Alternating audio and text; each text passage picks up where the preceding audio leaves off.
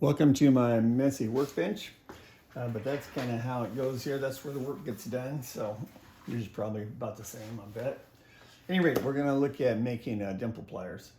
So first thing you want to do is start off with a hole punch plier. And these are available in three sizes: 1.25 millimeter, 1.5 millimeter, 1.8 millimeter.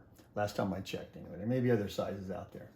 These you can get from most any of the jewelry suppliers: Contente, Rio Grande, Santa Fe Jewelry Supply, jewelries.com, jewelrytools.com, I think it is. Anyway, they all are pretty much the same, and the steps I'm going to show you work for all sizes. So the first thing we're going to do is cut off this pin that punches the hole. We want to get it down to about 1/2 millimeter long.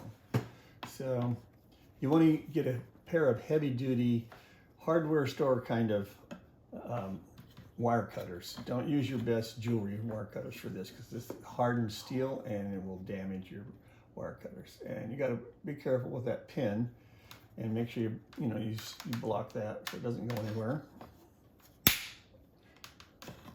And you can see that's very, very short. I'll try to zoom in on that. Then take a file. Once again, probably not your best file, but maybe one of the little hardware store ones, or one you don't need, and make it flat to start with. And then grab a piece of 24 gauge sheet and see if it punches through.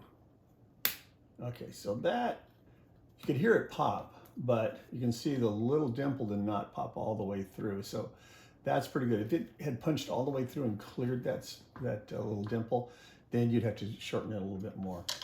But we're going to round it off with a cut burr. So the next step is to remove the pin by loosening these nuts on the back side there. And careful, because I drop them often. And take those off. Okay. And then remove the pin. You can see that. Oh, sometimes you got to spread these just a little bit to get it out of there.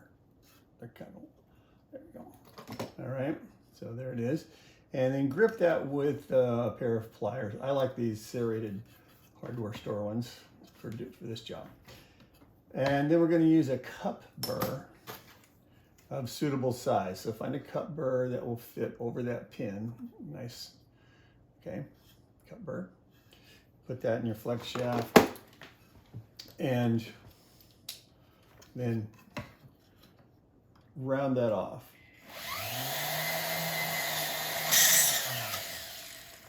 Okay, so you have a nice rounded point there. And then I'm going to test it before I do the final run, before locking it all the way down.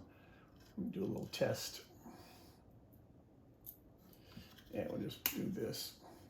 Go back to your sheet 24 gauge and see if it punches. Okay, so this time it doesn't punch all the way through, which is all we want, just a dimple. A couple other sizes here. This is 20 gauge.